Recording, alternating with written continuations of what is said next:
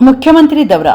पुण्यश्लोक राजमाता अहिल्यादेवी होळकर यांच्या महाराष्ट्रातील पहिला अश्वारूढ पुतळ्याचा लोकार्पण सोहळ्यानिमित्त भारतीय जनता पार्टीची नियोजनाबाबत महत्त्वपूर्ण बैठक.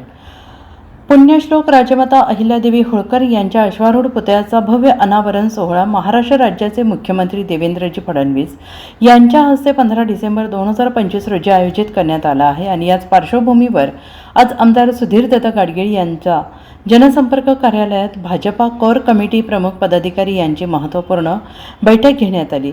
सांगली महानगरपालिका क्षेत्रातील प्रभाग क्रमांक 9 मध्ये तब्बल 1.5 कोटी रुपये खर्चून उभारण्यात आलेल्या या भव्य अश्वारूढ पुतळ्याची उंची 21 फूट असून वजन सुमारे 4 टन आहे.